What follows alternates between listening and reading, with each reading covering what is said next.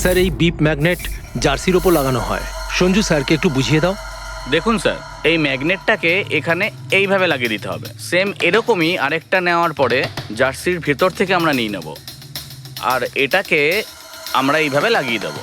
Same আরেকটা এইভাবে নিয়ে এটাকে নিয়ে আমরা এইভাবে লাগিয়ে দেবো, আর এটা এইভাবে লক হয়ে যায়। আগে আমরা সেফটি পিন ইউজ করতাম, কিন্তু দু একবার রানার্সদের চোট লেগেছিল, তাই আমরা এই ম্যাগনেট টেকনিকটার ব্যবহার করছি।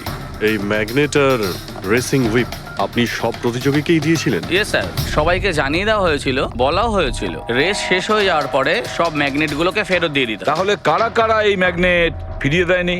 স্যার অনেকেই দেয়নি, কেউ ফেলে দিয়েছিল, কেউ বা হারিয়ে ফেলেছিল, আর এক একজনের দায়িত্বও ছিল না যে জিনিসটাকে ফেরত দিতে হবে। একটা কথা তো শিওর, কেউ রেস মাঝপথে ছেড়ে দিয়েছিল, গিয়ে খুন করে আবার ফিরে এসেছে। কিন্তু স্যার রেস তো অনেক লোকেই মাঝখানেই ছেড়ে দিয়েছিল, কিন্তু এটা কি করে জানা যাবে যে তাদের মধ্যে রোহনকে কে মেরেছে? ওই 10 জনের মধ্যেই কেউ হবে যারা ক্যান্টিন ডিপার্টমেন্ট আর এস্টিমেটিং ডিপার্টমেন্টে কাজ করছিল। কিন্তু স্যার ওই 10 জনের মধ্যে রেস মাঝপথ থেকে ছেড়ে দিয়েছিল, এটা কিভাবে জানতে পারবো? জানা যেতে পারে স্যার। কি করে? স্যার আমরা প্রত্যেকটা প্রতিযোগীর মাথায় গোপ্রো ক্যামেরা লাগিয়েছিলাম, আর সেটা থেকে জানা যেতে পারে কে মাঝপথে ছেড়ে দিয়েছিল। ওয়ান্ডারফুল।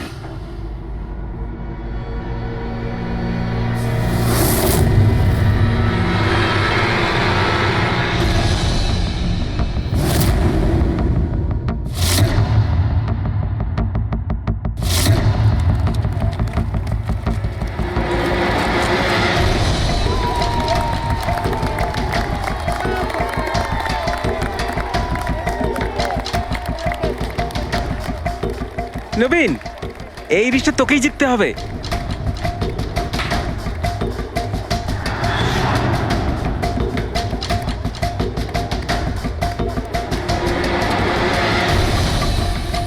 রান!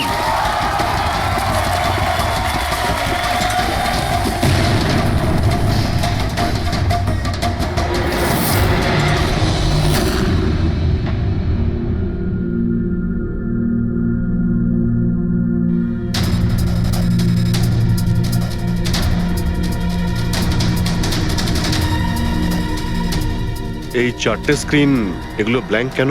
জানি না স্যার, আমরা তো সব ক্যামেরা চালু করে এদের দিয়েছিলাম, হয়তো ভুল করে এই 4 জন ক্যামেরা অফ করে ফেলেছিল। ভুল করে করেছে নাকি ইচ্ছে করে?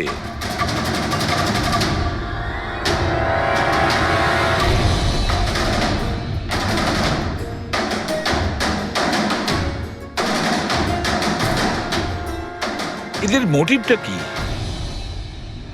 বুঝে উঠতে পারছি না, এরা কি করতে চাইছিল। কি কুনাল, একটা ক্যামেরা ভাঙা, একটা ক্যামেরায় মাটি লেগে আছে, এই 4টে ক্যামেরা ব্ল্যাঙ্ক, সেটা কেন? জানি না স্যার। ওইসব জানি নাটা নিয়ে বললে হবে না। এই সব কটা ক্যামেরা 10-এ 10 আমার চাই। স্যার এই 3টে ক্যামেরা একদম ঠিক ছিল স্যার। এমপ্লয় 1, এমপ্লয় 2 আর এমপ্লয় 3। তার মানে এই 3টে ক্যামেরায় কোনো টেকনিক্যাল প্রবলেম ছিল না। কেউ ইচ্ছে করে ক্যামেরাগুলো বন্ধ করেছিল বা ভুল করেও করে থাকতে পারে, কিন্তু বলা যায় না। কিন্তু স্যার এই 4টে ক্যামেরারই ফুটেজ একদম ঠিকঠাক স্যার। এমপ্লয়ি 4, 5, 6, 7। তাহলে এবার যাই প্রবলেম ক্যামেরাতে। সবার আগে প্রবলেম ক্যামেরা ছিল এই নবীনের, যার লেন্স ক্র্যাক হয়ে গেছিল, হতে পারে দৌড়তে দৌড়তে পড়ে গেছিল।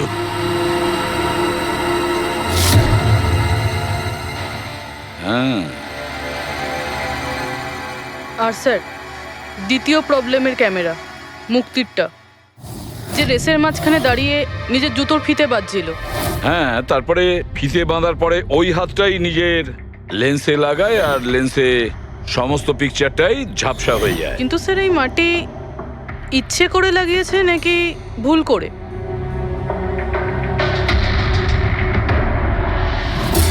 আরে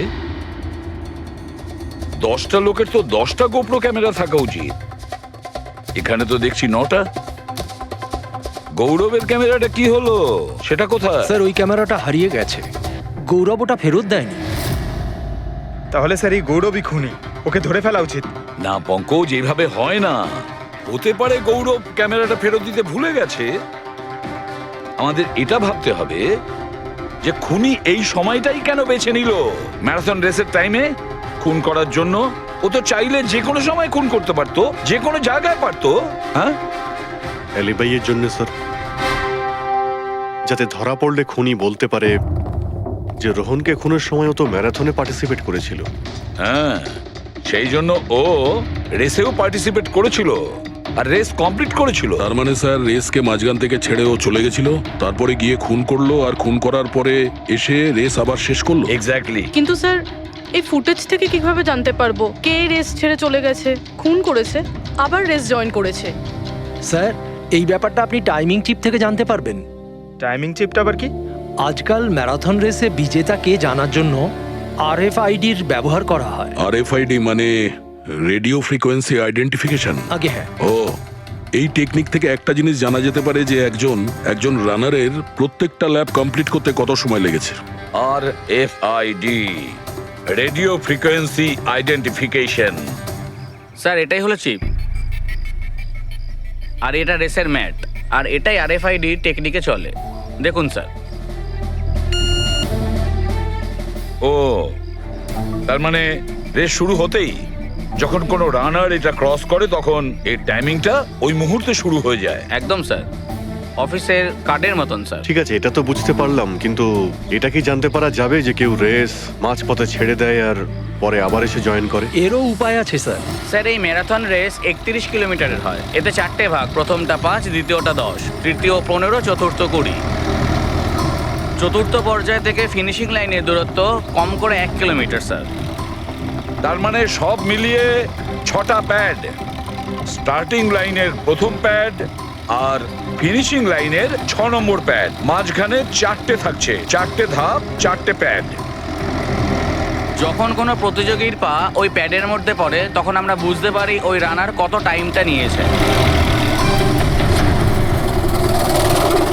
তাহলে কে রেস মাঝপথে ছেড়েছিল আর কে ছেড়ে যায়নি এটা জানা গেলে এটাও জানা যাবে যে একটা ধাপ থেকে আরেকটা ধাপে যাওয়ার সময় কোন রানারের সব থেকে বেশি সময় লেগেছিল। সবকটারই টাইমিংটা চেক করতে হবে। জানা তো যাবে সে কে যে মাঝপথে রেস ছেড়ে আবার জয়েন করেছে। পুরবি, সো স্যার আমাদের প্রথম কচ্ছপ হলো এই নবীন। এ রেসের প্রত্যেকটা ল্যাপ 25 মিনিটে কমপ্লিট করেছে, কিন্তু শেষ ল্যাপের পরে ফিনিশিং লাইন পর্যন্ত পৌঁছানোর জন্য মানে 1 কিলোমিটার ক্রস করার জন্য ওর 50 মিনিট সময় লেগেছে। নবীন,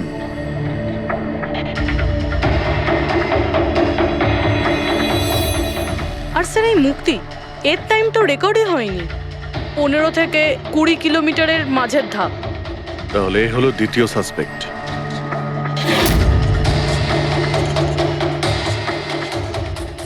মুক্তি। আর এবার এই গৌরব, এ তো 15 কিলোমিটারের ধাপই বের হতে পারেনি। তাহলে এই হলো আমাদের তৃতীয় সাসপেক্ট। স্যার বাকি সবার টাইমিং তো মোটামুটি ঠিকঠাকই আছে। তার মানে এই খুন এই 3 জনের মধ্যেই কেউ করেছে, মুক্তি, নবীন আর গৌরবের মধ্যে। যদি নবীন খুন করে থাকে তাহলে সে রেস ছেড়েছে 20 কিলোমিটার আর ফিনিশিং লাইনের মাঝপথে। পেড্রিক, পঙ্কজ, বাইক নিয়ে যাও, এবার স্পিডে যাবে ওই রুটেই। আর খেয়াল করো যেখানে ওই 3 জন যেখানে রেস ছেড়েছে সেখান থেকে রোহনের বাড়ি কতটা দূরে আর কত সময় লাগতে।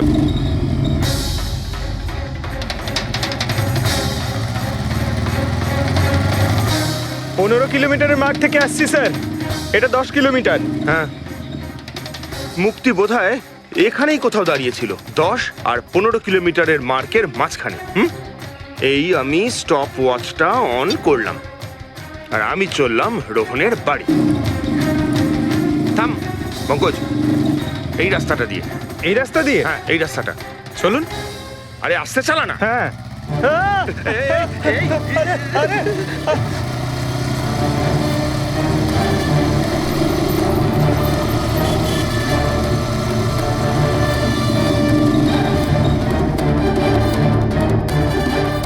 এই দেখুন রোহনের বাড়ি। মুক্তি নিশ্চয়ই রোহনের ঘরে পিছনের জানলা দিয়ে ঢুকেছিল।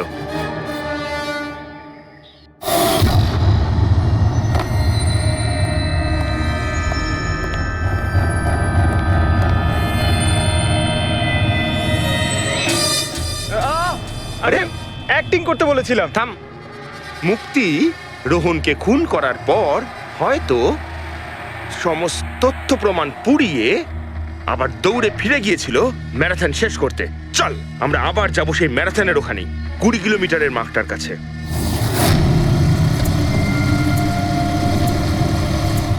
স্টপ ওয়াচে টাইম দেখে নিন স্যার। 26 মিনিট।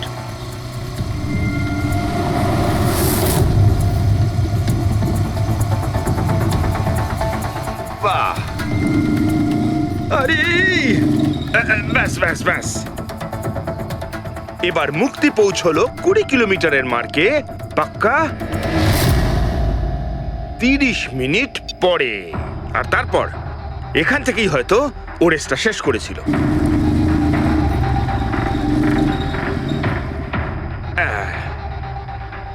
এবার শোন, গৌরব যদি খুন করে থাকে তাহলে ও রেসটা এখানেই ছেড়েছিল 10 আর 15 কিলোমিটার মার্কের মাঝামাঝি। এই আমি স্টপ ওয়াচ অন করলাম। এবার যাব আমরা রোহনের বাড়ি। চলুন। চল।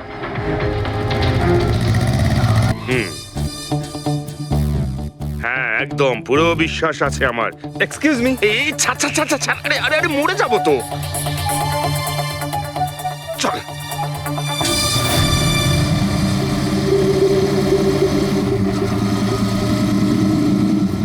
ব্যাস। একটু দাঁড়ান, আমি বুঝতে পেরেছি। আমি বলছি, এই গৌরব রোহনের বাড়ি থেকে 15 থেকে 20 কিলোমিটার দূরে রেসে আবার জয়েন করেছিল, তাই না?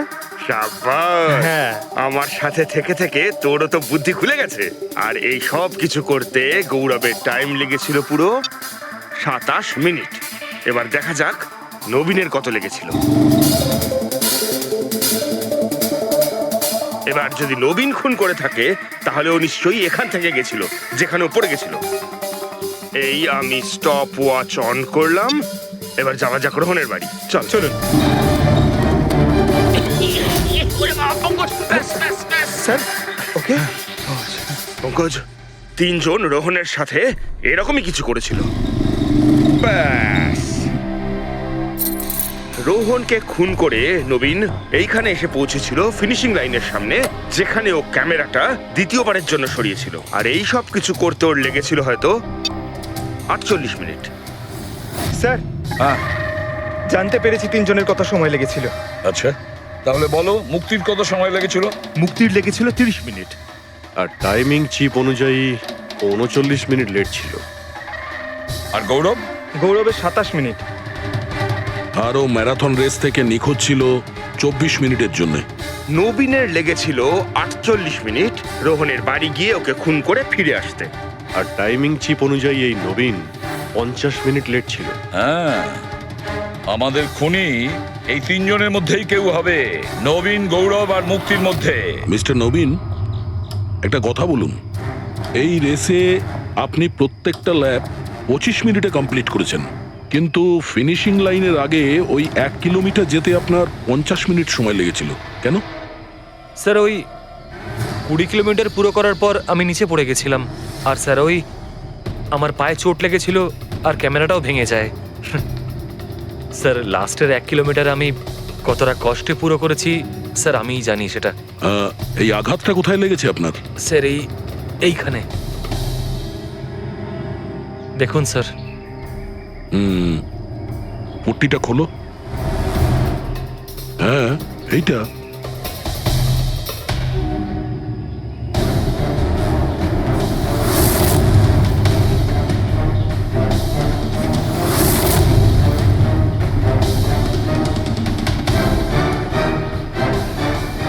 স্যার, এবার আপনার বিশ্বাস হয়েছে যে আমি কোনো দোষ করিনি? নির্দোষ যদি হও এত ঘাবড়ে যাচ্ছ কেন? ঘাম হচ্ছে, অনেকটা নার্ভাস লাগছো তুমি। হ্যাঁ, মাটি কেন লাগিয়েছিলে ক্যামেরাতে? জানি না, ভুল করে লেগে গিয়েছিল। ভুল করে? 15 থেকে 20 কিলোমিটার ধাপও ভুল করে ছেড়ে দিয়েছিলে নাকি? আমি তো কোনো ধাপই ছাড়িনি, সমস্ত ধাপই পুরো করেছি। কিন্তু টাইমিং চিপ তো অন্য গল্প বলছে। টাইমিং চিপ খারাপও তো হতে পারে। আপনি একজন মেশিনের ওপর বিশ্বাস করবেন নাকি একজন জীবন্ত মানুষের ওপর? আচ্ছা, তোমার গোপ্রো ক্যামেরাটা কোথায় গেল? তুমি তো ওদের ওটা ফেরত দাওনি। ওটা তো হারিয়ে গেছে স্যার। হারিয়ে গেছে? কি করে হারিয়ে গেল ভাই? জানি না স্যার, ওই রেসের মাঝখানে হঠাৎ করে দেখলাম ক্যামেরাটা ছিলই না, জানি না কোথায় পড়ে গেছে। আচ্ছা, আর ওই 15 কিলোমিটারের ধাপটাও কি হারিয়ে গিয়েছিল? ওটাকে তো পার করনি তুমি। স্যার আমি পুরো রেস কমপ্লিট করেছি। মিথ্যে কথা বলবে না। রেসের মাঝে কোথায় গিয়েছিলে? কোথাও যায়নি স্যার, আমি তো পুরো রেস কমপ্লিট করেছি, কোথাও যায়নি স্যার। আচ্ছা, স্যার মনে হচ্ছে নবীনই, কারণ আমি যখন ওকে জিজ্ঞাসাবাদ করছিলাম তখন ওর মুখ একদম ফ্যাকাশে হয়ে গেছিল, হাত পা কাঁপছিল ওর। এই গৌরবও কম নয়। ও বললো জানি না কি করে ক্যামেরাটা হারিয়ে গেছে। আরে এত বড় একটা ক্যামেরা পড়ে গেলে সেটা কেউ জানতে পারবে না স্যার। বস, তোমার কথাটা ঠিকই, কিন্তু নবীনের একটু আঘাত লেগেছে না? হ্যাঁ স্যার, আঘাত তো ওর লেগেছে। স্যার আমার মনে হচ্ছে ও মিথ্যে কথা বলছে। স্যার আমার মনে হচ্ছে মুক্তি মিথ্যে বলছে। ও জেনে শুনেই ক্যামেরায় মাটি লাগিয়েছিল, কারণ নিশ্চয়ই এমন কিছু আছে যেটা ও আমাদের থেকে লুকোতে চাইছে। হ্যাঁ, এটাও হতে পারে, কারণ ক্যামেরায় যদি ভুল করে মাটি লেগে যেত তাহলে আরো সবার ক্যামেরাতে লাগতে পারতো ভুল করে। গোলমাল আছে, এই তিনজনের মধ্যে কোনো না কোনো গোলমাল তো নিশ্চয়ই আছে। খুনি এই তিনজনের মধ্যেই কেউ একজন। নবীন, আমাকে ওই জায়গাটা দেখাও যেখানে তুমি এক্স্যাক্টলি পড়েছিলে, কিভাবে পড়েছিলে। আসুন স্যার। কিন্তু স্যার আমার পায়ে খুব ব্যথা আছে, আপনি একটু সাহায্য করবেন আমাকে? নিশ্চয়ই নিশ্চয়ই, এসো।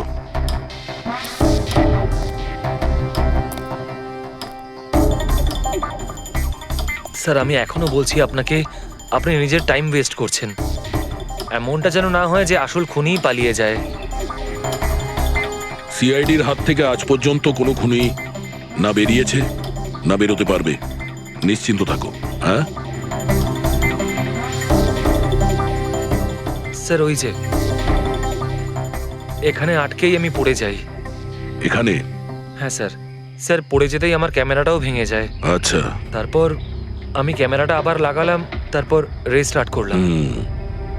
প্রচুর ব্যথা নিয়ে তুমি এই রেসটা ফিনিশ করেছো। হ্যাঁ স্যার, এখনো খুব ব্যথা। তুমি পড়েছিলে এইখানে, এই জায়গাটায়? হ্যাঁ স্যার, খুব ক্লান্ত হয়ে গেছিলাম তো, তাই খেয়াল করিনি আর পা আটকে নিচে পড়ে যাই।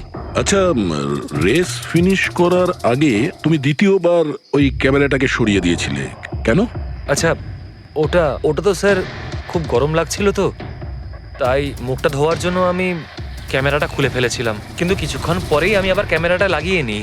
রেস তো আমি তারপরেই কমপ্লিট করেছিলাম। হ্যাঁ ঠিক আছে, চলো। স্যার কিছু তো বলুন, আমরা যাচ্ছি কোথায় আসলে? তোমার হারিয়ে যাওয়া ক্যামেরা খুঁজতে। স্যার কিন্তু এত বড় জায়গাতে আমরা খুঁজবো কি করে ওই ক্যামেরাটা? প্রত্যেক ক্যামেরাতে একটা চিপ লাগানো আছে, আর এই ম্যাপ বলছে তোমার ক্যামেরা এইদিকেই আছে।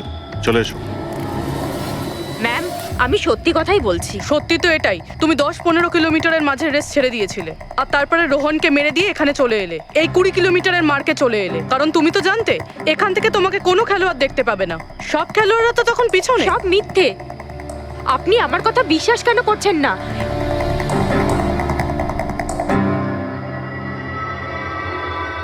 কি কি খুঁজছো? আমি কিছু তো না। কিছু আছে ওখানে?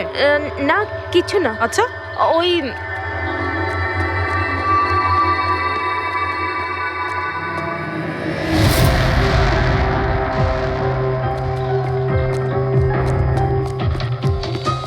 ও তো তুমি সাইকেলে করে গিয়েছিলে রোহনকে খুন করতে? আমি সত্যিই জানি না যে এই সাইকেলটা কার। তাই এক্ষুনি সব জানা যাবে যখন তোমার আঙুলের ছাপ এই সাইকেলে পাওয়া যাবে। হ্যাঁ ম্যাম, প্লিজ। হ্যাঁ,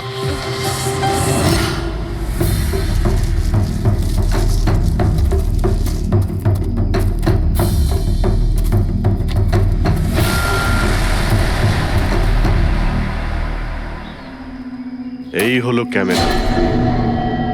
এটাকে পুরো ভেঙে ফেলেছো, হ্যাঁ? আমি ভাঙিনি স্যার। দুটো ক্যামেরা?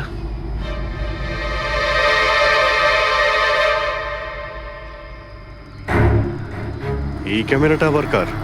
স্যার স্যার সরি, আমি আপনাকে মিথ্যে বলেছি স্যার, কিন্তু আমি আপনাকে সব সত্যি কথা বলে দিচ্ছি স্যার। বলো, তাহলে সত্যি বলার মুড হয়েছে তোমার?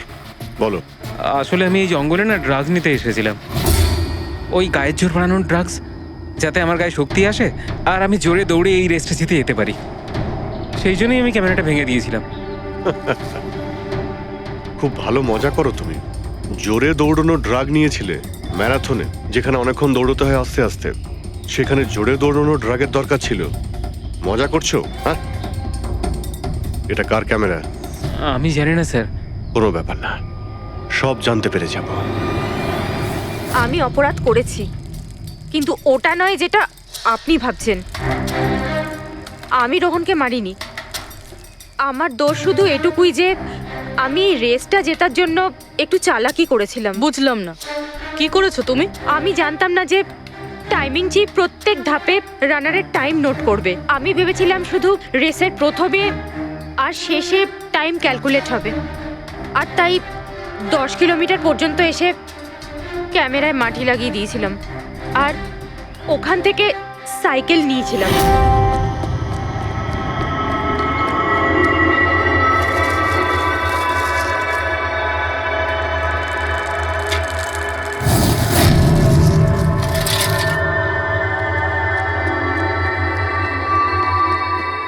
কিন্তু রেস শেষ হতেই সিআইডি ওখানে চলে এলো আর আমি ওখান থেকে সাইকেলটা সরানোর সুযোগই পাইনি। এত কিছু করেছো শুধু একটা রেস জেতার জন্য? আসলে অফিসে বেট ধরা হয়েছিল যে আমাদের ডিপার্টমেন্টে যে রেসটা জিতবে তাকে সবাই কন্ট্রিবিউট করে 5 লাখ টাকা দেবে।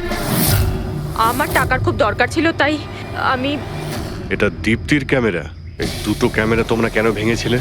স্যার আসলে আমরা এই রেসে এসেছিলাম যাতে একে অপরের সাথে সময় কাটাতে পারি, কিন্তু তারপরে খেয়াল হলো যে আমাদের প্রেমের কথাবার্তা সব ওই গোপ্রোতে রেকর্ড হচ্ছে স্যার। কখন থেকে ফলো করছে। শোন না, তোকে খুব সুন্দর লাগছে। দাঁত ছাড়ো তো। কি হলো? গোপ্রোতে সব রেকর্ড হচ্ছে। ও গড, এখন কি করব? হ্যাঁ, একটা কাজ করা যাক, চল আমার সঙ্গে। হ্যাঁ,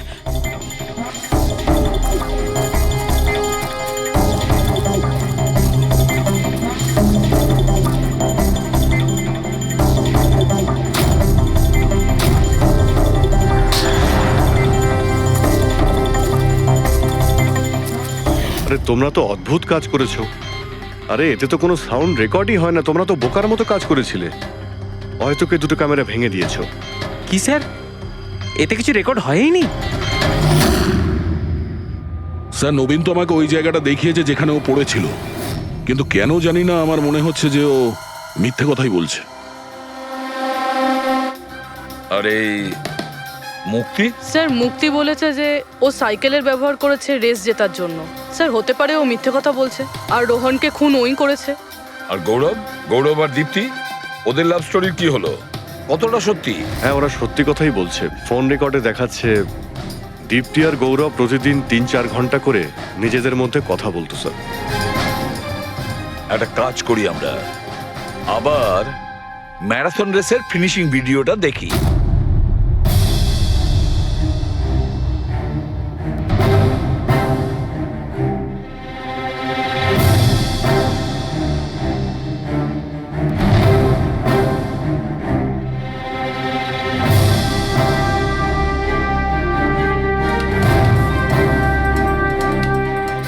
তার মানে গৌরবের ঠিক পরেই এই দীপ্তি ঢুকেছিল।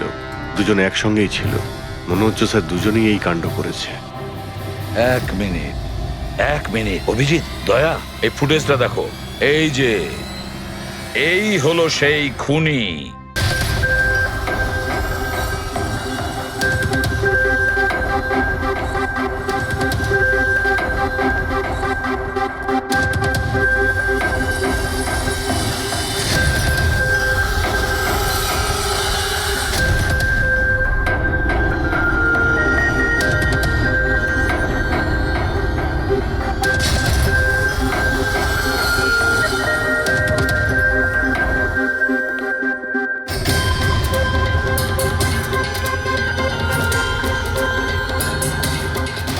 স্যার আমাদের এখানে কেন ডাকা হয়েছে? খুনির নাম বলবার জন্য। স্যার সত্যিই খুনি ধরা পড়েছে? তাহলে তাহলে বলুন না স্যার, কে খুনি? আরে বলবো, একটু ধৈর্য ধরো। মুক্তি, 5 লাখ টাকার জন্য তুমি বেইমানি করেছো। 5 লাখ টাকার জন্য। আর গৌরব তুমি? হ্যাঁ? তুমি তো তোমার ভালোবাসা লুকোনোর জন্য বেইমানি করেছো। আর নবীন তুমি? চলো তোমাকে আবার দেখাচ্ছি, রেসের একটা পাওয়ার দেখাচ্ছি। খুব ভালো করে দেখো আর বলো কোথায় ভুল আছে, বলো।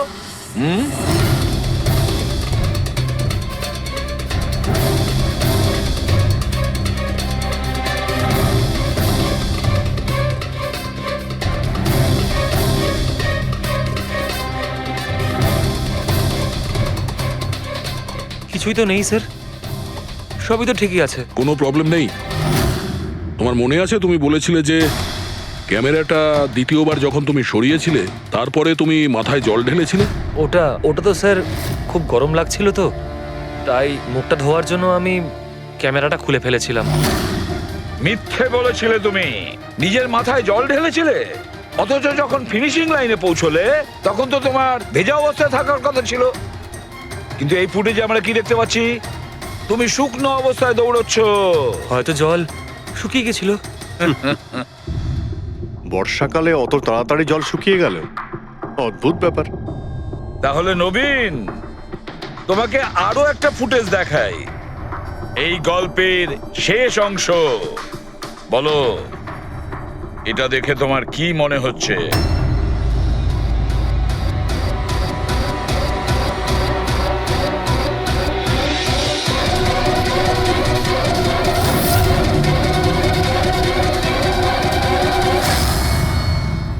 কি নবীন, এই ফুটেজে তোমার মুখটা কেমন চেঞ্জ লাগছে না? হ্যাঁ, অন্যরকম তো দেখাবেই, কারণ এই মুখটা নবীনের নয়, ওর ভাই প্রবীণের।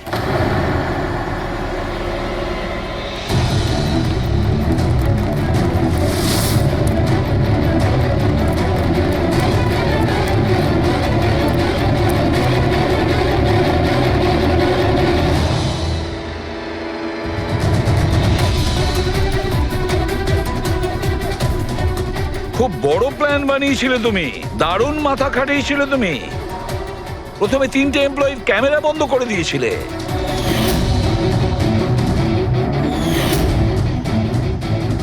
আর তারপরে নিজের গোপ্রো ক্যামেরা নিচে ফেলে দিয়েছিলে যাতে লেন্সটা ভেঙে যায়। আর তারপর নবীন নিজের ক্যামেরাটাকে খুলে পরিয়ে দিল নিজের ভাইকে, মানে প্রবীণকে।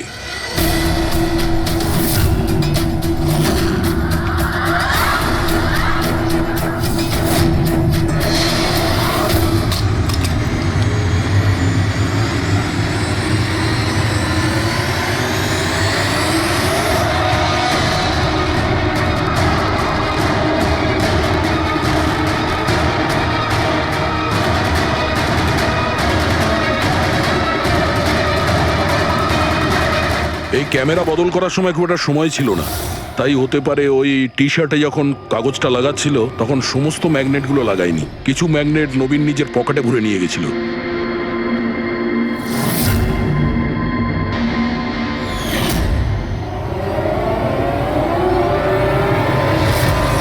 নবীন রেস ছেড়ে বেরিয়ে যায় রেইনকোট পরে, আর পৌঁছে যায় রোহনকে খুন করার জন্য।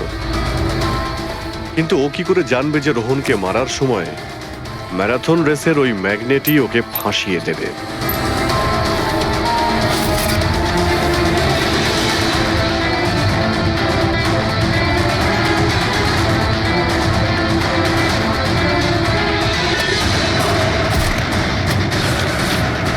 তারপর তুমি পুরো প্রমাণ নষ্ট করলে আর আবার এসে রেসে জয়েন করলে।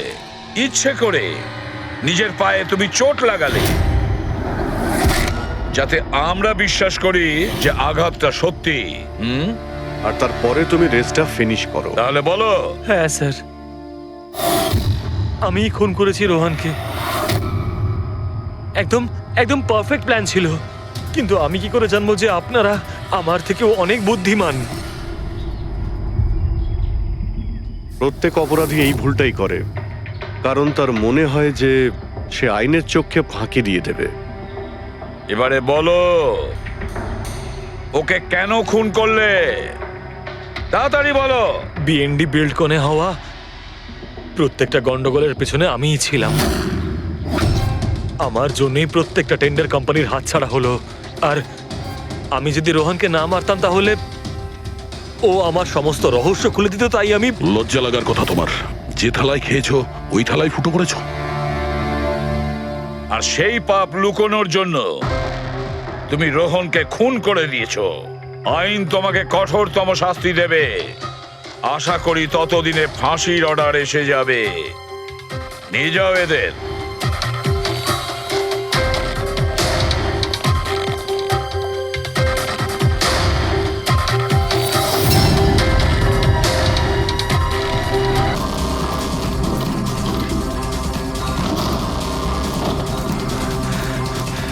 মহেশ বাবু, মিস্টার মহেশ,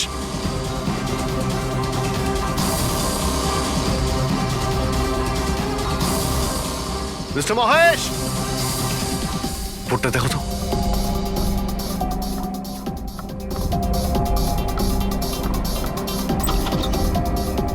মহেশ, মহেশ বাবু,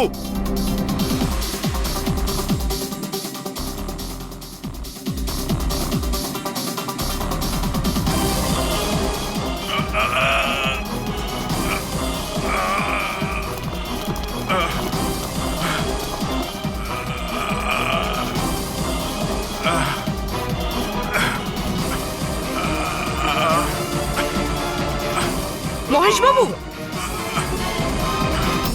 মহেশ, মহেশ বাবু, মহেশ, কি হয়েছে? পুরবি, অ্যাম্বুলেন্স, তাড়াতাড়ি। স্যার, মহেশ, কে করেছে? হ্যাঁ, হ্যাঁ, কে মেরেছে আপনাকে? মহেশ, ও নো। স্যার, স্যার অ্যাম্বুলেন্স আসছে। কোনো লাভ নেই পুরবি, he is dead. Sir, sir এতদিন আমরা ভাবতাম যে মহেশ বাবুই খুন করছে, কিন্তু এবার উনিই মারা গেলেন। এই খুনি আসলে কে? রেডি?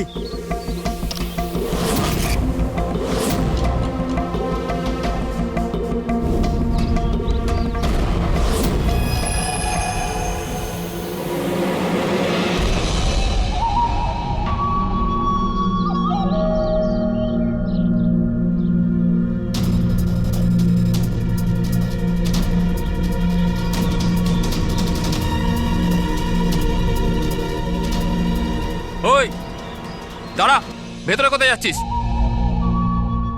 আরে হাত দেখাচ্ছিস কেন? শেখর, কি হয়েছে? একজন ভেতরে যাচ্ছে। আর মারবি নাকি? আটকা ওকে। স্যার আপনি ফ্ল্যাশিংটা আটকান, আমি ওকে ভেতরে গিয়ে আটকাচ্ছি। ঠিক আছে, ঠিক আছে, আমি বন্ধ করছি, তুই আটকা ওকে। কি হলো? একটা লোক বিল্ডিং এর ভেতর চলে গেছে। একটা লোক? আপনারা এখানেই থাকুন, আমরা আসছি।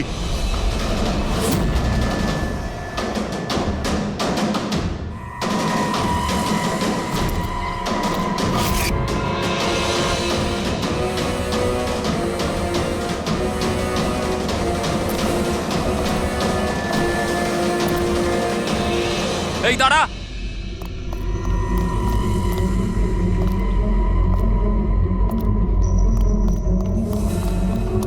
এই দাঁড়া দাঁড়া দাঁড়া, কোথায় যাচ্ছিস? পাগল হয়ে গেছিস নাকি? মাথা খারাপ হয়ে গেছে? থামতে বললাম, থামছিস না কেন? কোথায় যাচ্ছিস? হ্যাঁ, কি? আমি একজনকে খুঁজছি। কি?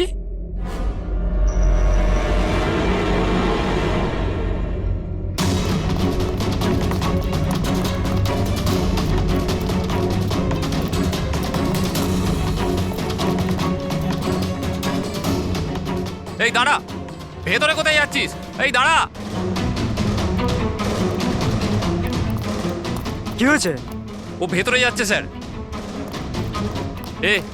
এই ব্যাপারটা কি? হ্যাঁ, কি হলো?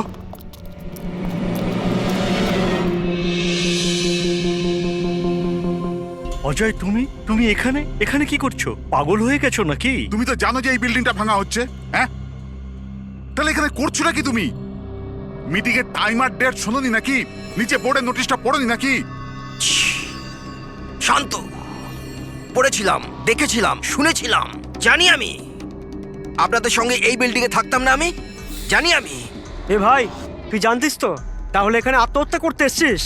এই আত্মহত্যা, আত্মহত্যা করা অপরাধ। অপরাধ এটা। আমি তো জীবন বাঁচানোর জন্য এসেছিলাম। জীবন বাঁচানোর জন্য এসেছিলি? হ্যাঁ। কার জীবন বাঁচানোর জন্য এসেছিলি?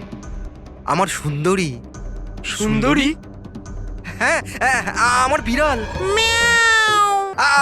আপনারা চেনেন তো আমার সুন্দরীকে? হ্যাঁ, ও বোধহয় হারিয়ে গেছে। আর ও হারিয়ে গেলে এখানেই পাওয়া যায়। এই জন্য এখানেই এলাম। আমরা আগে এখানেই থাকতাম না। সুন্দরী, সুন্দরী। আরে এই বিল্ডিংটা কালকে ব্লাস্ট করার কথা ছিল তো। আরে অজয়, আজকেই ব্লাস্ট হবার কথা, ঠিক 10টায়। তুমি যে কি করো! আচ্ছা আচ্ছা, ঠিক আছে, কাল। কিন্তু দেখো, প্রথমে আমি আমার সুন্দরীকে খুঁজে নিই, তারপর আপনাদের যা ব্লাস্ট ফ্লাস্ট করার করে নিন। আরে ভাই, তুই এখানে বেড়ালের জন্য এসেছিস? এ যদি সময় মতো না আটকাতো না, তাহলে তোর বডি খুঁজে পাওয়া যেত না। একটা বেড়ালের জন্য মরছে। একটা বেড়াল? একটা বেড়াল তো কি হয়েছে? বেড়ালের জীবন জীবন নয় নাকি?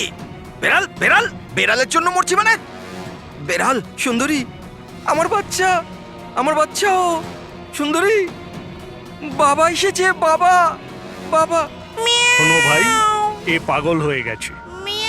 আগে ওর বেড়ালটাকে খুঁজে নিতে দাও, তারপর এই বিল্ডিংটা তুমি উড়িয়ে দিও। হ্যাঁ। সুন্দরী,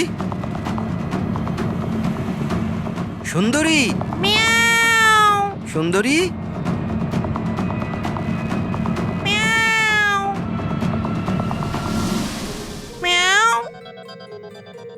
আমার বাচ্চা। কোথায় বাবা তুমি? বাবা এসেছে। সুন্দরী,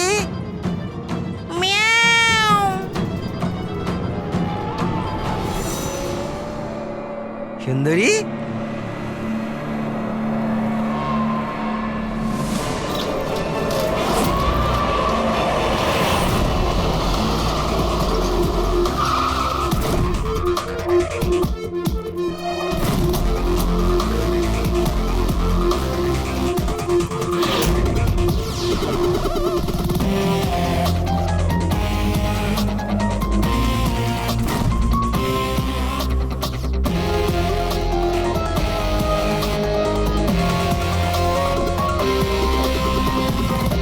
কোনো ভারী জিনিস দিয়ে মাথার পিছনে আঘাত করা হয়েছে। এই বডিটা পুরো স্টিভ হয়ে গেছে। 10-12 ঘন্টা আগের মৃত্যু হয়েছে। আচ্ছা, এই বডিটা কে দেখেছিল? লাশটা কিভাবে এলো এখানে? স্যার, কিচ্ছু জানি না। এই লাশ তো আচমকাই পাওয়া গেল। এমনিতেও 10টার সময় আমরা বিল্ডিংটা উড়িয়ে দিতাম। 10টায়? কিন্তু এখনো সেটা হয়নি কেন? স্যার, এর মধ্যেই ভদ্রলোক ভেতরে চলে আসে। কেন? না মানে, আমি আমার সুন্দরী মানে আদরের বেড়ালকে খুঁজতে এসেছিলাম, তো এখানে এসে দেখলাম যে মহেন্দ্রবাবুর লাশ। মহেন্দ্রবাবু? তার মানে আপনারা একে চেনেন? স্যার, আমরা অনেক বছর ধরে এই বিল্ডিং এ রয়েছি। 1.5-2 বছর আগে আমরা এই বিল্ডিংটা খালি করে দিলাম রিডেভেলপমেন্টের জন্য। এখন কাজ শুরু হওয়ার সময় এইসব। বিল্ডার কে? স্যার, মহেশ ভাই বিল্ডার। এই মহেন্দ্রকে? এ একজন সিএমসির অফিসার। আমি এর সঙ্গে আগেও 2-1বার দেখা করেছি। আচ্ছা, শেষবারের মতন কখন দেখা হয়েছিল? এই 1 সপ্তাহ আগে। আর এই ব্লাস্টের ব্যাপারে কে কে জানতো? বিল্ডিং ব্লাস্ট হতে চলেছিল। শুধু আমরা নয়, আশেপাশের সব লোকজনই জানতো। হ্যাঁ, আমরা সবাইকে নোটিশ পাঠিয়ে দিয়েছিলাম যাতে কোনো বিপদ না হয়। আপনারা এই বডিটা নিয়ে যত হয়রান হচ্ছে, আমরাও ততটাই হয়রান হচ্ছি। আপনাদের অদ্ভুত বলে মনে হয়নি? একজন সিএমসি অফিসার, যার সাথে আপনারা 1 সপ্তাহ আগে দেখা করেছিলেন, আর তারই লাশ আপনাদের এই বিল্ডিং এ পাওয়া গেছে, যে বিল্ডিংটা সকাল 10টায় আপনারা ব্লাস্ট করতে যাচ্ছিলেন। এই কাকতালীয় ব্যাপারটা বেশি বলে মনে হচ্ছে না? স্যার, হ্যাঁ, 1 মিনিট স্যার। স্যার দেখে মনে হচ্ছে খুনি এই যন্ত্রপাতিগুলোর মধ্যেই কোনো একটা দিয়ে খুন করেছে।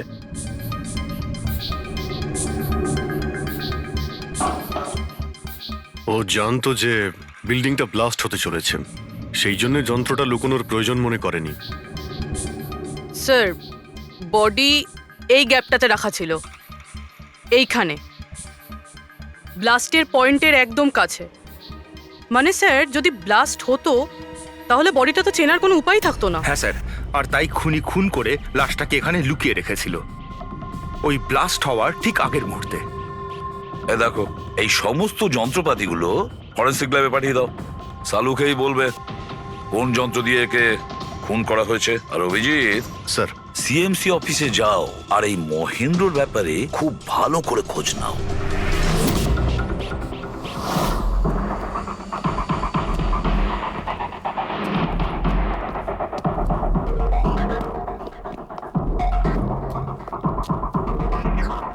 এক্সকিউজ মি, লাঞ্চের সময় হয়ে গেছে, এখন 2টোর পরে আসুন। আমরা সিআইডি থেকে মহেন্দ্রর ব্যাপারে একটু জিজ্ঞাসাবাদ করতে চাই। কি সিআইডি? মহেন্দ্র স্যার কি কোনো গন্ডগোল করেছেন? ও তো স্যার আজকে অফিসে আসেননি, কাল থেকেই ছুটিতে আছেন। অ্যাকচুয়ালি আমরা মহেন্দ্রর লাশ পেয়েছি, ওনাকে কেউ খুন করেছে। খুন? কে করেছে? স্যার স্যার আমি জানি এই খুনটা কে করেছে।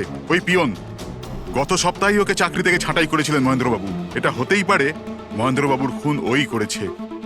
কেন? ওনার নতুন অ্যাসিস্ট্যান্টও তো হতে পারে। সবাই জানে ও কতটা হিংসে করতো ওনাকে। না, এই কাজটা ওনার মিসেসেরই হবে। মনে হচ্ছে এই মহেন্দ্রবাবুকে সবাই পছন্দ করতো না। কি হচ্ছে এখানে? তোমরা কি সব গল্প করতে এসেছো? হ্যাঁ চলো। এটা কিভাবে সম্ভব? স্যার আপনি বেঁচে আছেন? এনারা তো বলছিলেন আপনার মার্ডার হয়ে গেছে। মার্ডার? আমার? কি মজা করছো? এক মিনিট আপনি আপনি কে? আমরা সিআইডি থেকে। সিআইডি? স্যার আমি মহেন্দ্র। মহেন্দ্র? এই মহেন্দ্র নামে কি দুজন লোক ছিল তাহলে? স্যার এসব কি বলছেন? আমার মার্ডার কি করে হবে? এক মিনিট আমার মনে হয় যে মহেন্দ্রবাবু কিছু গন্ডগোল হয়েছে। যদি আপনি সিএমসি অফিসার মহেন্দ্র হন তাহলে ইনি কে চেনেন আপনি? আরে এ তো অশোক। অশোক তো? অশোক? হ্যাঁ স্যার, এই অশোক সামনের ওটিপি রেস্টুরেন্টে কাজ করে, ওয়েটার ওখানে। ওয়েটার? হ্যাঁ। তাহলে বিল্ডিং এর লোকেরা একে সিএমসি অফিসার মহেন্দ্র কেন বলছিল? এই লোকটা এখানে কাজ করতো? হ্যাঁ স্যার, এখানেই কাজ করতো। আগের সপ্তাহতেই তো আমি একে চাকরি থেকে বের করেছিলাম। কি হয়েছে? একে খুন করা হয়েছে। খুন? কিন্তু এখানে তো আগের সপ্তাহ থেকেও আসেনি স্যার। আপনি ওনাকে চাকরি থেকে তাড়িয়েছিলেন কেন? স্যার ও সবার সামনে আমাকে উল্টোপাল্টা বলেছিল স্যার, তাই বার করতে বাধ্য হলাম। এমন কি করেছিল সে? স্যার জানি না স্যার, কিন্তু কিছুদিন ধরেই কিছু না বলেই ও উদাও হয়ে যেত বাইক নিয়ে, তাও আবার ধান্দার সময় স্যার। আর আমি যখন জিজ্ঞেস করলাম আমাকেই উল্টোপাল্টা বললো আমি কাজ করবো না, নিজের কাজ নিজের কাছেই রাখো। তাহলে ও বাইক নিয়ে চলে যেত আর আপনি জানেনও না ও কোথায় যেত? না স্যার, আমি জিজ্ঞেস করেছিলাম কিন্তু ও কখনো আমায় বলেনি। আচ্ছা, ও কি প্রত্যেক দিনই এখান থেকে বেরিয়ে যেত? স্যার প্রত্যেক দিন যেত একই টাইমে, 1টার সময় উদয় হয়ে যেত আর 2টোর সময় ফেরত চলে আসতো। হ্যাঁ স্যার, এই হলো সেই রেস্টুরেন্টটা যেখানে অশোক কাজ করত। প্রত্যেক দিন 1টার সময় বেরিয়ে যেত আর 2টোর সময় চলে আসতো। তার মানে হলো যাওয়া আসা এবং যে কাজের জন্য বেরোতো সেটা করে 1 ঘন্টায় ফিরে আসা। স্যার যেদিন এই অশোক রেস্টুরেন্ট থেকে উধাও হয়ে গেছিল ওই দিনগুলোর অনেক রিপোর্ট আমরা চেয়েছি, আর ওই রিপোর্ট অনুযায়ী ওই দিনগুলোতে 1টা থেকে 2টোর মধ্যে যে ট্রাফিকের যা পরিস্থিতি ছিল ওই এরিয়াতে, সেই হিসেবে এই পর্যন্ত যেতে পারে। এই পুরো এরিয়াটা 7-8 কিলোমিটারের মধ্যেই মনে হচ্ছে। হ্যাঁ স্যার, কিন্তু ওর মোবাইলটা সারাক্ষণ বন্ধই ছিল, তাই ওর লোকেশন পাইনি। স্যার হ্যাঁ স্যার, লোকেশন তো খুঁজে পাইনি, কিন্তু ফোন রেকর্ড থেকে একটা কথা বুঝতে পেরেছি। স্যার এই দেখুন, রেস্টুরেন্ট থেকে বেরোনোর একটু পরে বা বেরোনোর আগে অশোক এই ল্যান্ডলাইন নাম্বারে অনেকবার ফোন করেছিল, 12টা 50 আর 1টা 5। স্যার এই নাম্বারটা ব্যান্ড্রার একটা স্টেশনারি শপের, আর স্টেশন থেকে স্টেশনারি শপে গিয়ে ফেরত আসতে মোটামুটি 45 মিনিট মতন সময় লাগে।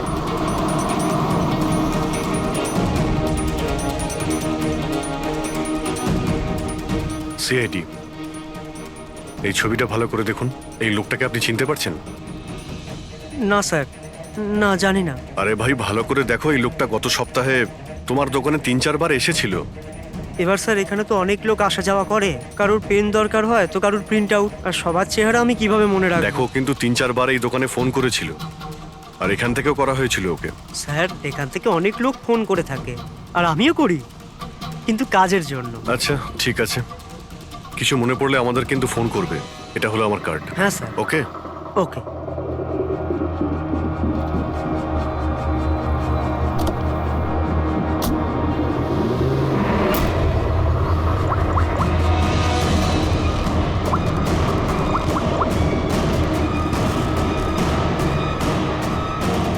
আরে ভাই, এ অশোক ফোন কেন ধরছে না? ও আর ফোন তুলবেও না।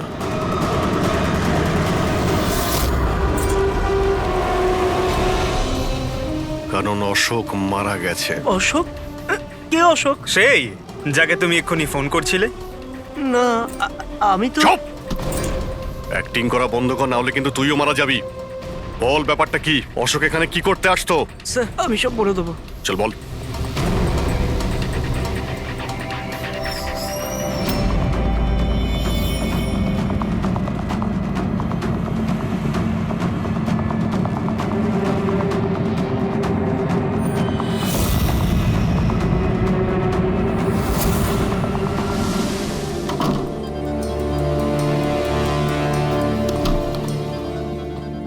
তাহলে এই হলো তোর ছোটখাটো ব্যবসা।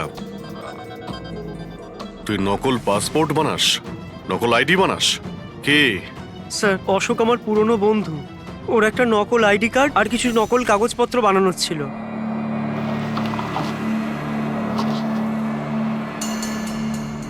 মহেন্দ্রর আইডি, এই লেটার স্যার, এসব। স্যার আমি কিছু জানি না স্যার, অশোক আমাকে বলেছিল আর আমি সব বানিয়ে দিয়েছি।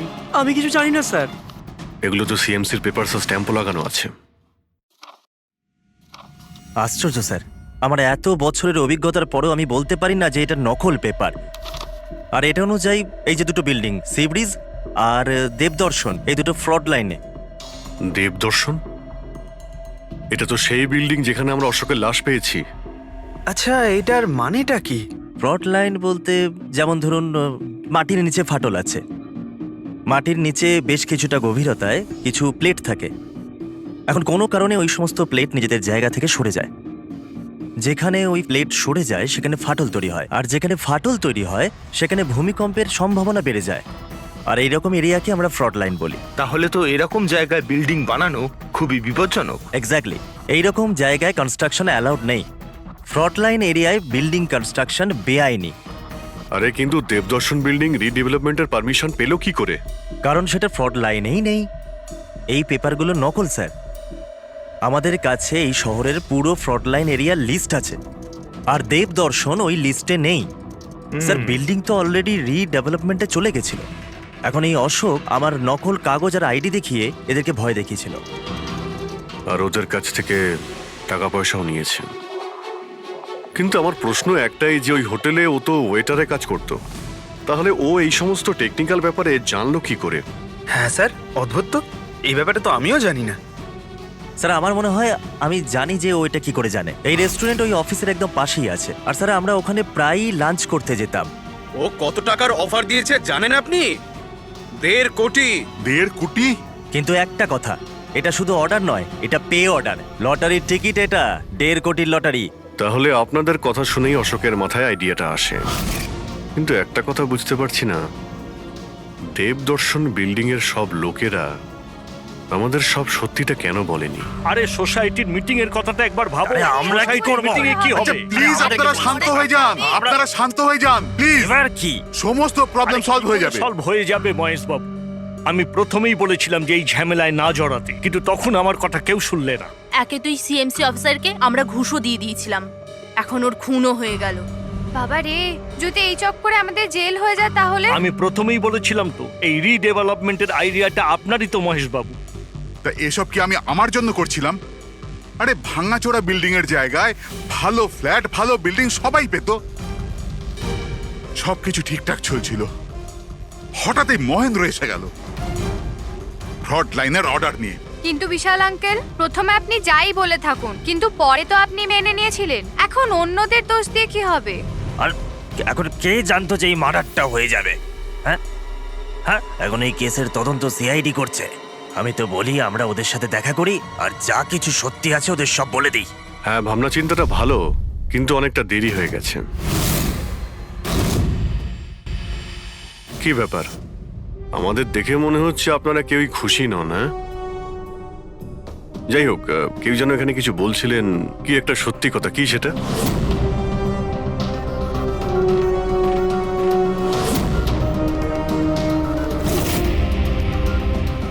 দেখুন, এর আগেও আপনারা সবাই চুপ করে থেকে নিজেদের সমস্যা বাড়িয়েছেন। এখনো সময় আছে, সত্যিটা বলে ফেলুন। ওই আমাদের বিল্ডিং এর রিডেভেলপমেন্টের কাজ শুরু হয়ে গেছিল স্যার, আমরা শিফটও হয়ে গেছিলাম, বিল্ডিং ভাঙবার কাজও শুরু হয়ে গেছিল। তখনই ওই সিএমসি অফিসার মহেন্দ্র এসে গেল ফ্রন্ট লাইনের ডকুমেন্টস নিয়ে, আর বলতে লাগলো এখানে নাকি রিডেভেলপমেন্টের কাজ হতে পারে না। স্যার, এবার আপনি বলুন আমরা কি করতাম? আমাদের তো বাড়িও ভাঙা হয়ে গেছিল। স্যার, সব থেকে বেশি ক্ষতি তো আমারই হয়েছে। কাজ শুরু হয়ে গিয়েছিল, আমি টাকাও দিয়ে দিয়েছিলাম। তারপর উনি পরামর্শ দিলেন যে আমাকে 1 কোটি টাকা দাও, আমি চুপ হয়ে যাব। তো এই জন্য ওকে মেরে ওর লাশটা বিল্ডিং এ লুকিয়ে ফেললেন? না, আমরা ওকে মারিনি, উল্টে তো আমরা ওকে 1 কোটি টাকা দিয়ে দিয়েছিলাম। কি টাকা দিয়ে দিয়েছিল? হ্যাঁ, সোসাইটির সব মেম্বাররা 5 লাখ টাকা করে দিয়ে টাকাটা মিটিয়ে দিয়েছিলাম। কতদিন আগে টাকা দিয়েছিলেন? এই কাল রাতেই দিয়েছিলাম, বিল্ডিং ব্লাস্ট করবার আগে। কাল রাতে? কে কে গিয়েছিলেন টাকা দেওয়ার জন্য? আমি আর নন্দন গিয়েছিলাম। কোথায় গিয়েছিলেন? ওই দেবদর্শন বিল্ডিং এ স্যার। দেবদর্শন বিল্ডিং এ? কটার সময়? ওই 10টা, 10:30। হ্যাঁ, 10:30টার সময়। 10:30টার সময় দেবদর্শন বিল্ডিং এই ও মারা গিয়েছিল। আপনারা ওখানে গিয়েছিলেন টাকা দিতে? দেখুন, আমরা কিছুই করিনি, আমরা কিছু জানি না। আমরা শুধু পয়সা দিয়েছিলাম আর চলে এসেছিলাম। নাকি মেরে টাকা নিয়ে চলে এসেছেন? স্যার, এরকম কিছু না, আমরা কিছুই করিনি। কালকে রাত্রে যখন আপনি ওর সাথে দেখা করেছিলেন, আর কেউ ছিল ওখানে?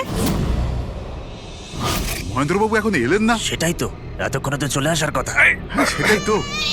কে হাঁচি দিল? কেউ আছে নাকি ওখানে? চলো তো দেখি। আরে দাদা, টাকা না দিয়ে কোথায় যাচ্ছেন? আরে আরে, আপনারই তো অপেক্ষা করছিলাম। এনেছেন টাকা? হ্যাঁ, এই তো। পুরো 1 কোটি আছে তো? পুরো 1 কোটি, কোনো টেনশন নেই তো? কোনো টেনশন নেই, আমি সব সামলে নেব। ঠিক হ্যাঁ, আছে, চলো। এবার আপনারা বেরোন। তো ওখানে আরো অন্য কেউ ছিল? স্যার, জানি না, আমরা তো ওখান থেকে বেরিয়ে গিয়েছিলাম। 1 মিনিট, আপনি বিড়ালের আওয়াজ শুনেছিলেন না? ওটাই আমার সুন্দরী, আমার সুন্দরী। যাই হোক, আপনাদের জন্য আরো একটা খারাপ খবর আছে। ও কোনো সিএমসি অফিসার ছিল না, ও ছিল একজন ওয়েটার, অশোক, যে আপনাদের মহেন্দ্র সেজে বোকা বানিয়েছিল। কি? কিন্তু ওই আইডি পেপারস সব নকল ছিল।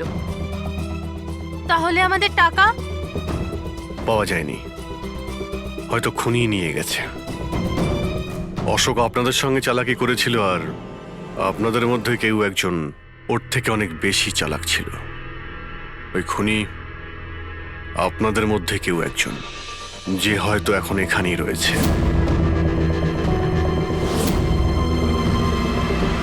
এখানে যতগুলো জিনিস আছে না বস, এর মধ্যে কোনোটার দ্বারা অশোকের মৃত্যু হয়নি।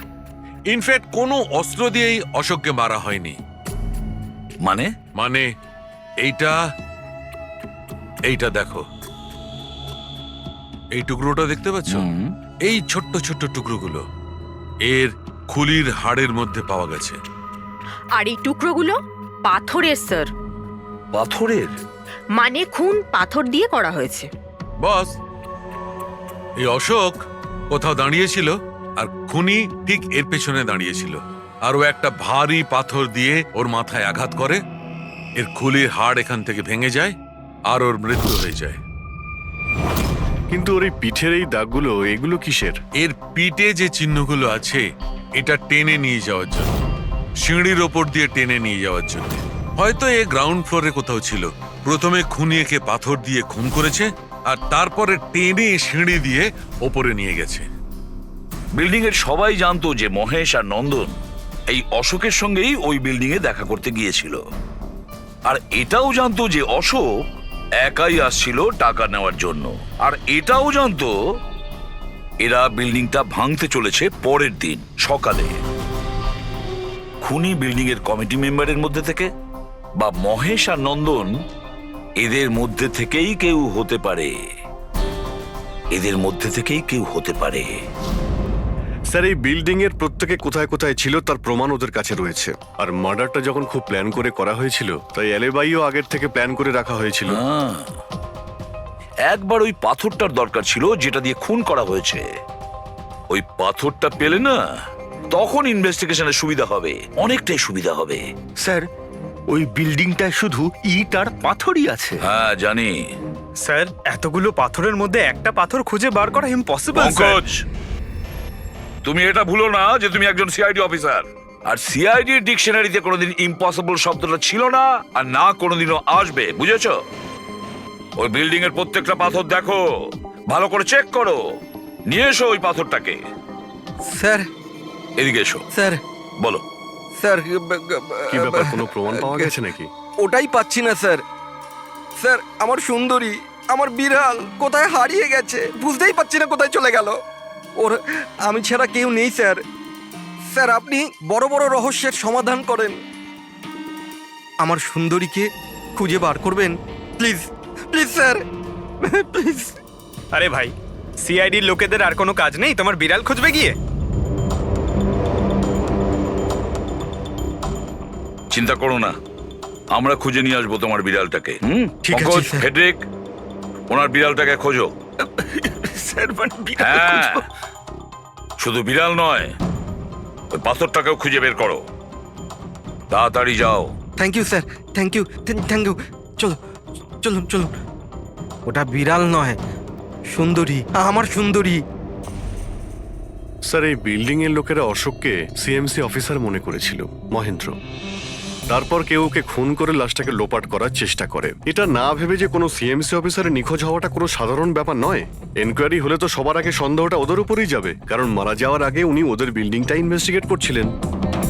তাহলে কেউ এত বড় রিস্কটা কেন নিতে যাবে একজন সিএমসি অফিসারকে মার্ডার করার?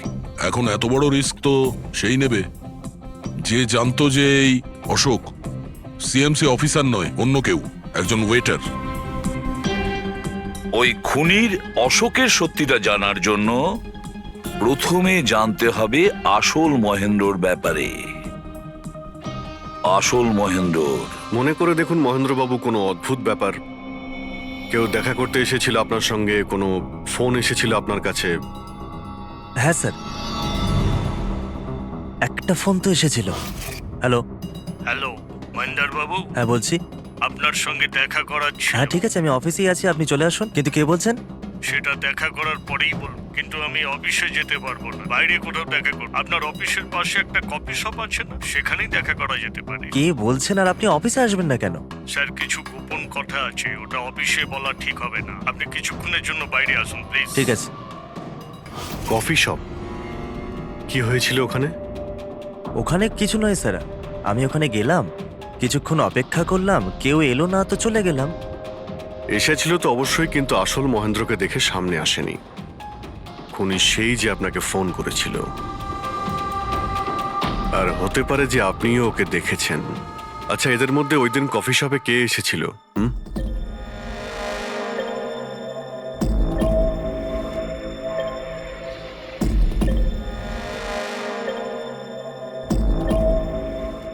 না স্যার, এই যতগুলো ছবি দেখালেন এর মধ্যে কেউ নেই স্যার। মহেন্দ্রবাবু, খুনি এদের মধ্যেই কেউ, এদের মধ্যেই। একটু ভালো করে ভেবে বলুন। আচ্ছা ঠিক আছে, রাখছি। আরে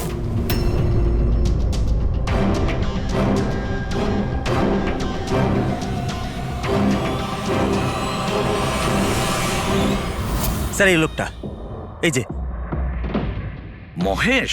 আপনি শিওর এই লোকটাই ছিল? হ্যাঁ স্যার, আমার পুরো বিশ্বাস এই ছিল।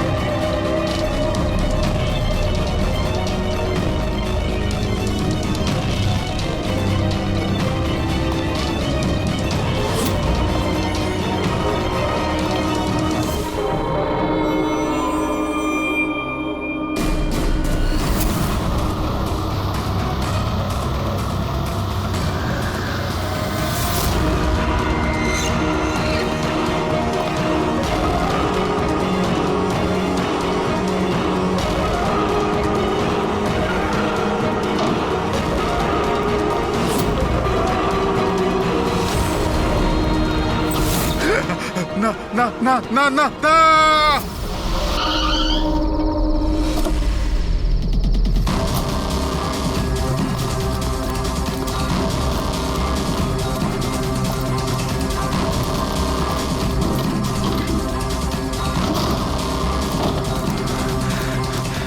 মহেশ বাবু,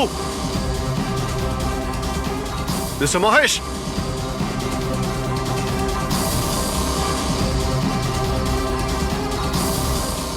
মিস্টার মহেশ, বোর্ডটা দেখো তো।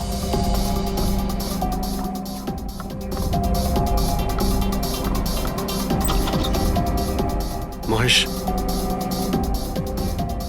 মহেশ বাবু,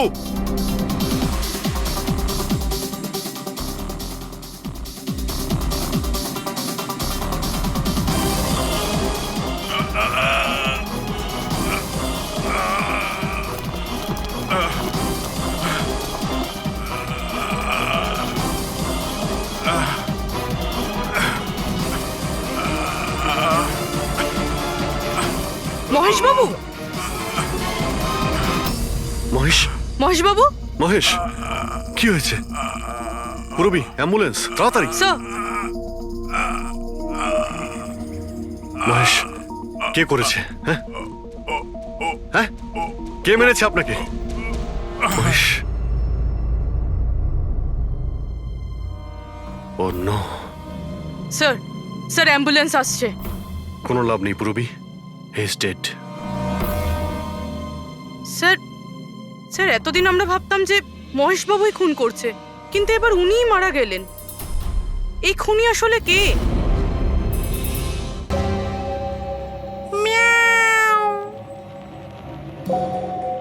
সুন্দরী, বাবা এসেছে। Freddie sir! আরে ফ্রেডি স্যার, 4 বার বিল্ডিংটা ওপর নিচ করলাম, কিন্তু কোথায় গেল? এই, তোমার সুন্দরীকে খুঁজেই পাচ্ছি না আমরা। স্যার, ও আসলে একটু লাজুক আছে, অপরিচিত লোকের সামনে আসে না।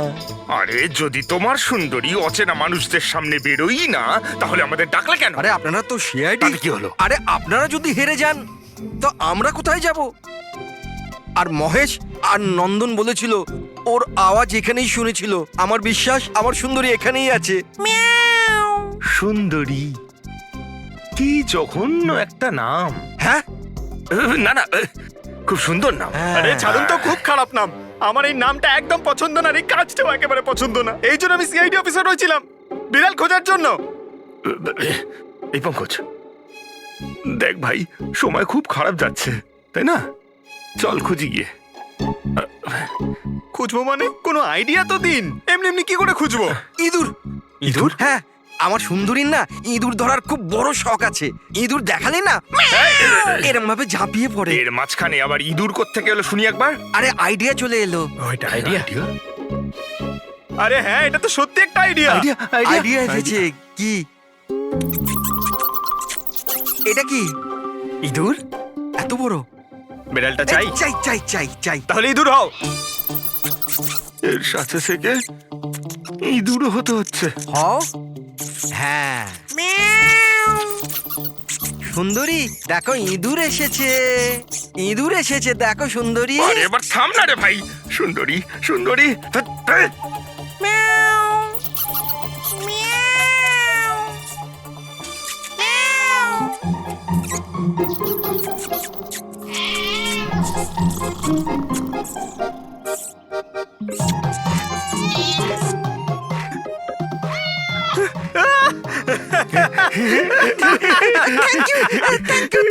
সিআইডি জয় হোক। আমার বাচ্চা বাবা এসেছে। বাচ্চা আমার। থ্যাংক ইউ সিআইডি, আমি সুন্দরীকে পেয়ে গেছি। আরে হ্যাঁ বাবা, যাও। আর এতই যখন ভালোবাসো, বিড়ালটাকে সাবধানে রেখো। হ্যাঁ ঠিক আছে ঠিক ও তো আছে। বিড়াল পেয়ে গেল, কিন্তু আমাদের পাথরের কি হবে? ওদিকে এবার এসিপি স্যার বলেছেন পাথর না পেলে যেন ফেরা না হয়। পঙ্কজ, পাথর আমি পেয়ে গেছি। পেয়ে গেছেন? যাওয়ার সময় বিড়ালটাই পাথরটা দিয়ে গেছে। কোথায়? ওই দেখ, যেই পাথরটায় ওই বিড়ালটা বসেছিল তার গায়ে রক্ত লেগে।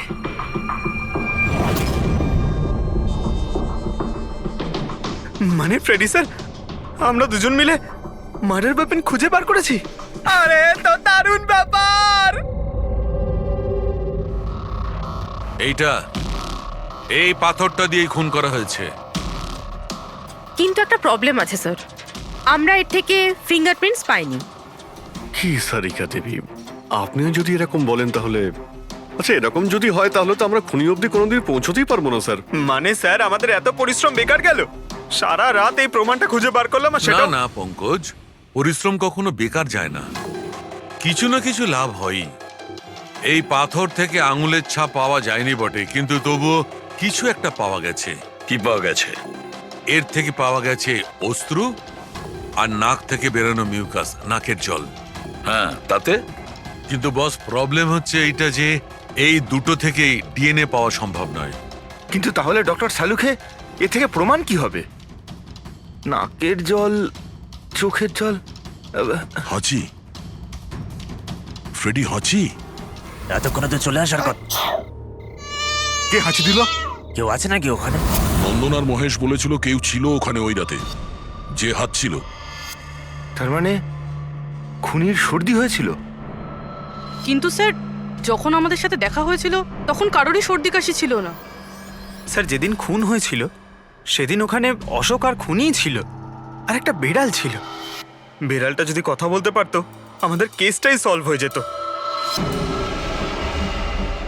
কথা বলবে, এবার বিড়াল কথা বলবে। বিড়াল? বেড়াল কথা বলতে পারে?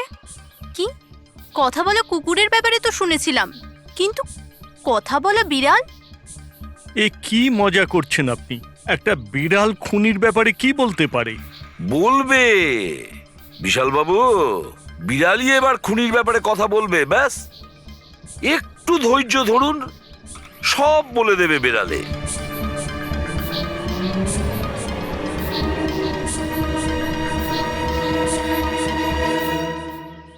এই হলো সেই বিড়ালটা যে খুনিকে চেনে। আপনাদের একটা কাজ করতে হবে, বিড়ালের চোখে চোখ রেখে দেখতে হবে, আর খুনিকে সেটাই বিড়ালই বলে দেবে। এরকম কি করে হতে পারে? কি সব বলছেন? এক মিনিট, যা বলা হয়েছে আপনারা তাই করুন, বুঝেছেন?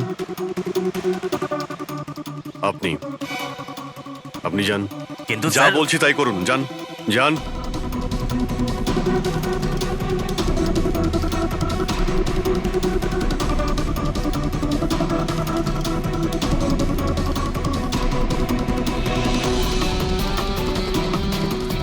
কি হলো ফেডরিক, কিছু বলছে? বিড়াল কিছু বললো? না স্যার।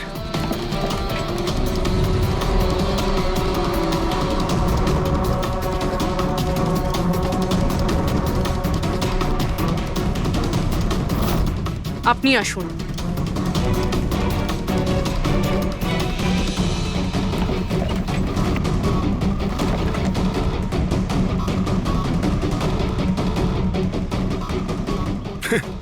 স্যার, বিড়াল তো কথা বলা বন্ধ করে দিয়েছে।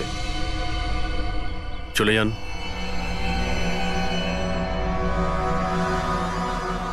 এটা আপনার বিড়াল না? একবার দেখুন গিয়ে, আপনাকে যদি কিছু বলে। স্যার, একটা আবেদন ছিল। বেড়াল বলবেন না, আমার সুন্দরী, আমার বাচ্চাও। প্লিজ। আরে যান না, দেখুন না কিছু বলে কিনা, যান। সুন্দরী, বাবা এসেছে। Kitty Kitty Kitty Kitty Kitty. এবার আপনি চলে যান। তাহলে বিশাল বাবু, হ্যাঁ, এবারে আপনার পালা। ঠিক আছে।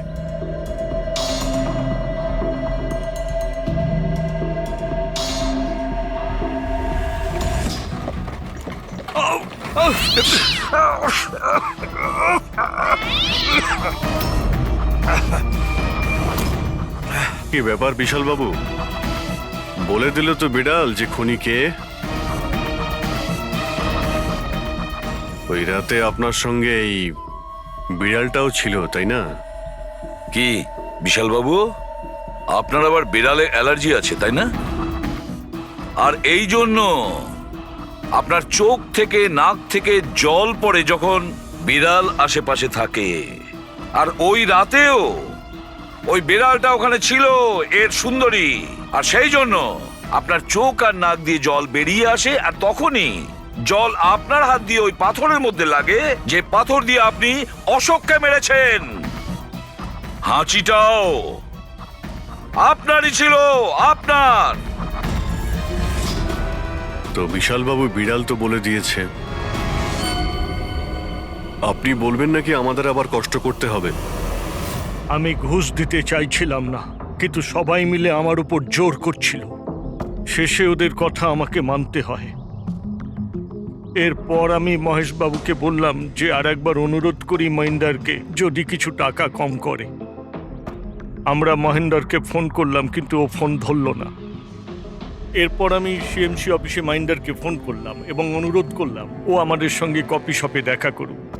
আমি আর মহেশ ভাই ওর জন্য অপেক্ষা করলাম, কিন্তু মহেন্দার এলো না। এই মহেন্দ্রবাবু এখন এলেন না? অনেক দেরি করে দিল।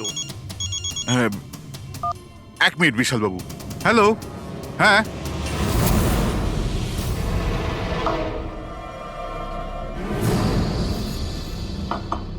আরে মহেন্দ্রবাবু এখানে? সিএমসি অফিসে কাজ নেই নাকি? আরে কাজ তো অনেক আছে। একজন ফোন করে ডাকলো আমাকে এখানে দেখা করার জন্য, আধ ঘন্টা ধরে বসে আছি, এলোই না, কি করব। আর ওই দিন আমার সঙ্গে দেখা হলো আসল মহেন্দারের। আমার মনে হলো এর মধ্যে কোনো রহস্য আছে, কিছু তো আছেই আছে।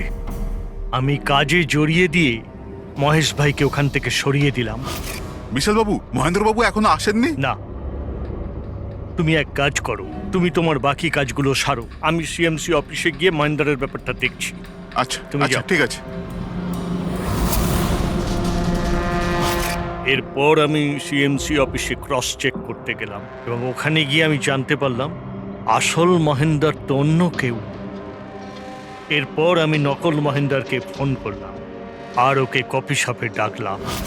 মিস্টার মহেন্দ্র, 1 কোটি অনেক বেশি হয়ে যাচ্ছে, কিছু কম করুন। দেখুন, আমি কিচ্ছু জানি না, আমার পুরো 1 কোটি টাকাই চাই, নয়তো আমি রিডেভেলপমেন্ট আটকে দেব। আচ্ছা ঠিক আছে, আমি সোসাইটির মেম্বারদের সাথে কথা বলছি। ঠিক আছে, আপনি কথা বলে নিন, যখনই আপনার হয়ে যাবে আমাকে ইনফর্ম করে দেবেন। ঠিক আছে,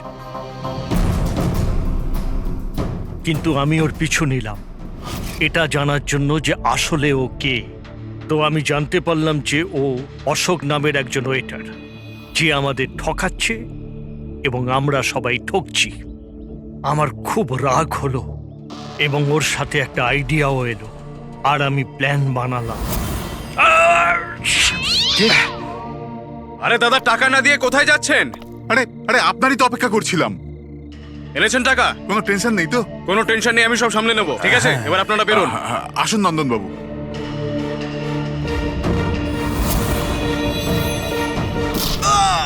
তো ভেবেছিলেন সাপও মরবে আর লাঠিও ভাঙবে না। অশোককে মারলেন আর নিজের সব টাকা আত্মসাৎ করলেন। মহেশকেও মেরে দিলেন যাতে ও আমাদের কফি শপের কথাটা না বলতে পারে। প্ল্যানটা তো আপনার খুব ভালো ছিল বিশাল বাবু, খুব ভালো প্ল্যান ছিল, কিন্তু কি করবেন? সুন্দরী সুন্দরী সব কিছু। আর ওই লোকটার নাম খুব শিগগিরই আমি আপনাকে বলে দেবো। Rohan, hello hello, Rohan.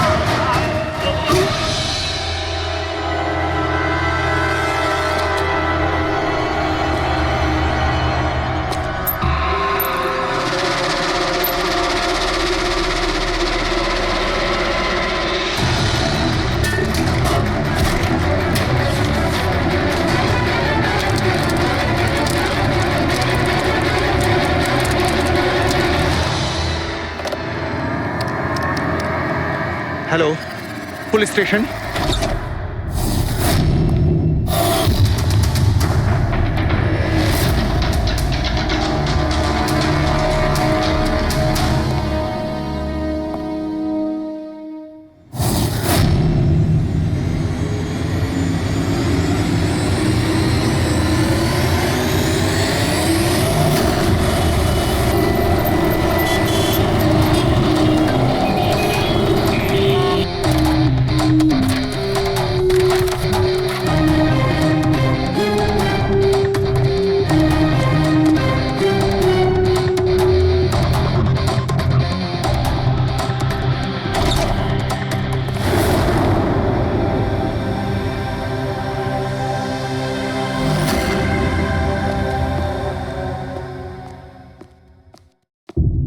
Good afternoon doctor সালুকে। কি good afternoon, please sorry, don't mind. আসলে যখনই কোনো নিরপরাধ লোকের খুন দেখি না, তখনই গুড আফটারনুন গুড মর্নিং এর উপর বিশ্বাসই চলে। তাই তো ডক্টর। ডক্টর কোনো পোক্ত প্রমাণ পেলেন? আপাতত এই ল্যাপটপের চার্জারটা তার, এটা দিয়েই শ্বাসরোধ করা হয়েছে এর। আর এর মৃত্যুর সময় হচ্ছে সকাল 9টা থেকে 9:30টার মধ্যে। আর হ্যাঁ, লাশের পাশে এই মোবাইলটা পাওয়া গেছে, হয়তো এটা আমাদের কোনো সাহায্য করবে। আর ওই বাকি প্রমাণগুলো যার ব্যাপারে ইন্সপেক্টর সমীর বলছিলেন? স্যার, স্যার রোহনের ডায়েরি এই দেখুন, পুরোটাই পুড়ে গেছে, ছাই হয়ে গেছে। তবে এই ডায়েরিটার সঙ্গে অনেক ডকুমেন্টসও ছিল, সেগুলোও পুড়ে গেছে। বুঝতেই পারছি না যে ওই ডকুমেন্টস এমন কি ছিল। নিশ্চয়ই এর মধ্যে এমন কিছু ছিল যার জন্য ওই খুনি প্রবলেমে পড়তো, তাই প্রমাণ জ্বালিয়ে দিয়েছে আর এই রোহনকেও মেরে দিয়েছে। স্যার, হ্যাঁ, এই হার্ড ডিস্কটা আমি এখানেই পেয়েছিলাম, ক্রাইম সিনে। আমি এটা একজন কম্পিউটার এক্সপার্টকে দেখিয়েছি, পুরোপুরি নষ্ট হয়ে গেছে, ডেটা রিকভার করা সম্ভবই নয়। খুনি প্রত্যেকটা প্রমাণকে খারাপ করে দিয়েছে।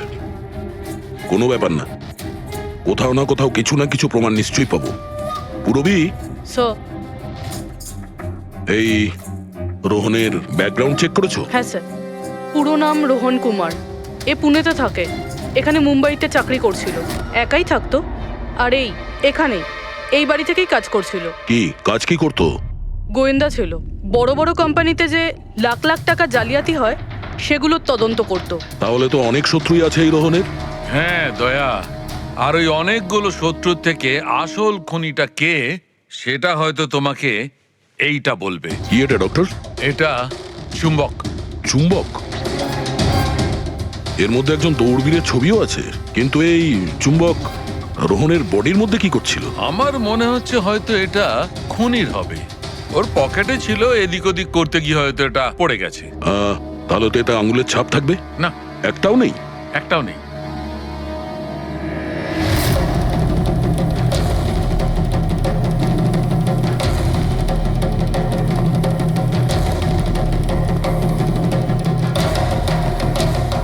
খুনি মনে হয় এখান থেকে এসছে। পুরবি, স্যার। এই রোহন এই মুহূর্তে কার জন্য কাজ করছিল? স্যার, ডিএনডি বিল্ডকম লিমিটেডের জন্য। BND Buildcom limited? এটা তো ইঞ্জিনিয়ারিং আর কনস্ট্রাকশনের 1 নম্বর কোম্পানি শহরের। হ্যাঁ স্যার, এই দেখুন, এই ভাঙা হার্ড ডিস্কটার উপরেও ওই কোম্পানিটারই স্টিকার লাগানো রয়েছে। আর মারা যাওয়ার ঠিক আগে এই রোহন এই কোম্পানির সিইও মিস্টার হিতেশের সাথে ভিডিও কলে ছিল। আর স্যার, এই লোকাল পুলিশ স্টেশনেই হিতেশই কমপ্লেন করেছিল।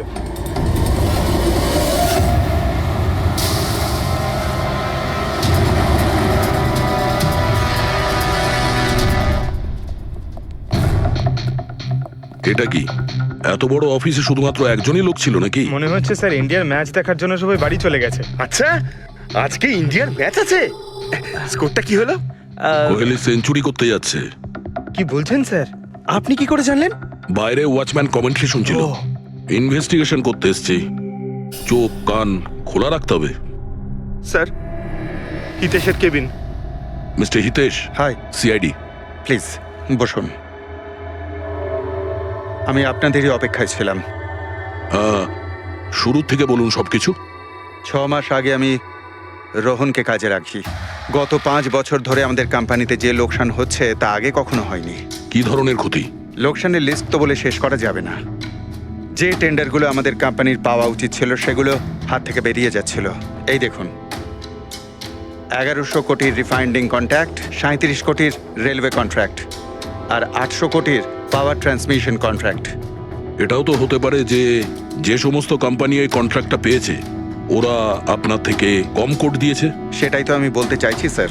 যদি অন্য অন্য কোম্পানি এই টেন্ডার পেত তাহলে ব্যাপারটা অন্য ছিল, কিন্তু এই সমস্ত কন্ট্রাক্ট একটা মাত্র কোম্পানিই পেয়েছে। আর সবচেয়ে বড় কথা হলো তাদের অ্যামাউন্ট আমাদের দেওয়া অ্যামাউন্টের থেকে মাত্র 1000 টাকা কম। শুধুমাত্র 1000 টাকা কম? কোন কোম্পানি এটা? XPL infrastructure. XPL infrastructure? তাহলে আপনার মনে হচ্ছে যে আপনার কোম্পানিতে এমন কেউ বেইমান আছে যে স্যালারি আপনার থেকে নেয় কিন্তু কাজ এক্সপিএল এর জন্য করে? 100% কেউ না কেউ তো অবশ্যই আছে। আর রোহন ওই লোকটার খুব কাছাকাছি পৌঁছে গিয়েছিল। ওর লাস্ট ফোন কলে আমায় এটাও